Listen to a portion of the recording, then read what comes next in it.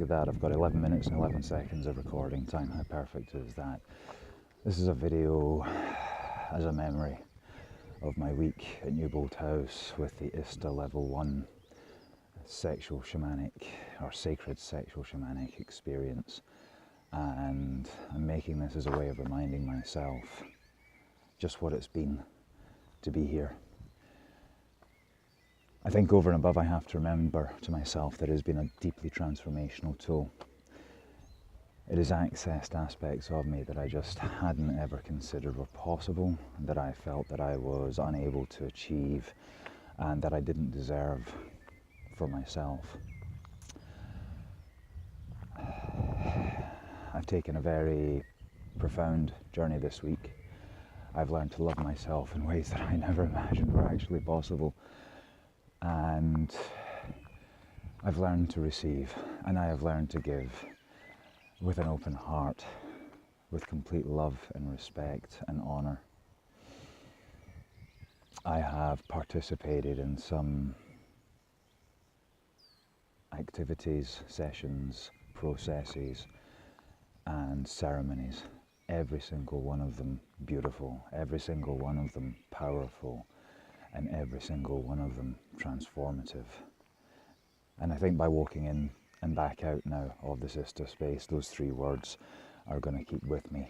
I certainly hope they do, and if I forget, then I want this video to serve as my marker and reference point to myself. If I want to touch into my feminine, then come back to this video. If I feel I have lost my way in transformation, then I come back to this video. If I forget how loved and valued and honoured that I can be, then I come back to this video. I came into a community of complete strangers with some expectations, or no, with some ideas of what I might expect.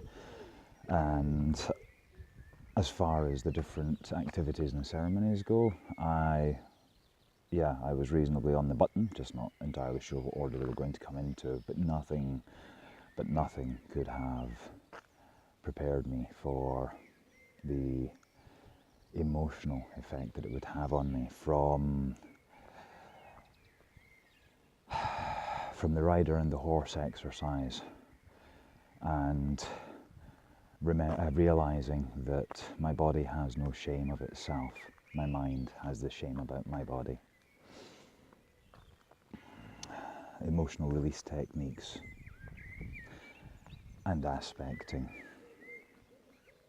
A lot of shit can come up from that, and it's really, really, really worth remembering to do emotional release techniques as regularly as possible. In fact, this morning I was in the shower and I had a moment. I had to let it out, silent scream, hand scream, and really just feel that rage of not being heard, feeling that rage of not being heard by somebody whom I love deeply.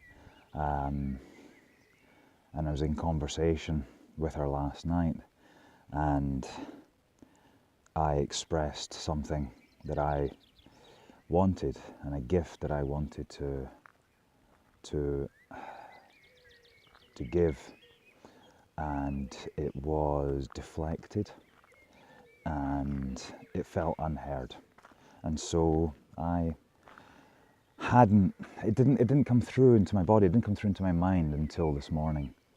And it was something that I just had to get out, and this is something I really need to learn from myself, because I hit these a lot through the course of my life, in my daily life, with family and business especially, both of those things.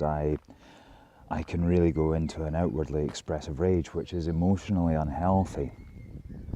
And it's not that I should contain them and lock them into my... I'm just trying to walk on the grass here a wee bit, take my finger away from the phone, just making sure I don't trip or sort of hit a potholey type thing. It's a beautiful place, Newbold House. Remember the walled garden. Remember the house there. So I just didn't feel heard. and that really angered me. This is the thing that I kind of tend to do when I'm home, and I'll just outwardly react and act like that, whereas the emotional release techniques give me the opportunity to, it feels like a much healthier way of doing it. And then going into a series of ceremonies and sessions on ecstatic breath, or ecstatic breath exchange, on sacred spot massage for both the male and the female body, on body referencing the female body, and just really physically feeling those differences that are there between the male body and the female body, the exposure of both, the vulnerability of both, the tenderness of both, and the recognition that both types of body deserve so much love, so much love. The connections I've made with people have been incredible. I have seen my mirrors every single day, and I've watched those mirrors grow into some really beautiful people. And as those mirrors, then that beauty is in me. And I hadn't appreciated that in myself, that I have this actual real capacity to grow and also to see it in myself. I saw my integrity.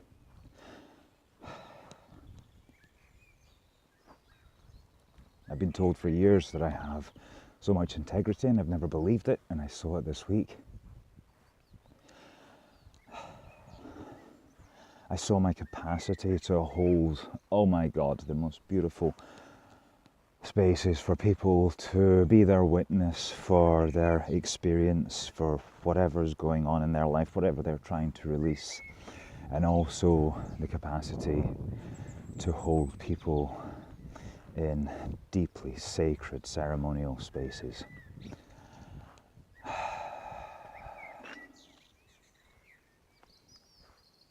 It's been an awesome journey. It's a journey that I won't forget, and by having something like this, and by the video, and I've also journaled some of the actual exercises as well, so I've got that practical remembering plus my own reflections of the exercises, and referring back to these, and also engaging with the community actively. This is something I have to promise to myself, and I will do, because it will break an old pattern of intention that is then not followed upon. Claiming my sovereignty, claiming my no,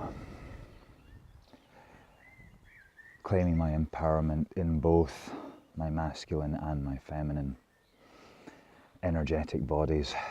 I have a most beautiful feminine energetic body, and it really, really sings with the highest vibrations of love, joy, ecstasy, bliss, union. I feel so integrated coming out of this process. It's like the joy, the love, the surrender softened the anger, the passion, the rage. Really, really powerful, directional, purposeful emotions being softened and aligned by also very powerful, but softer. I came out of one of the exercises, and right now I can't remember what it was, and I felt this beautiful alignment of my masculine and my feminine, my yin and my yang, and the thing I wanted to do was practice Aikido.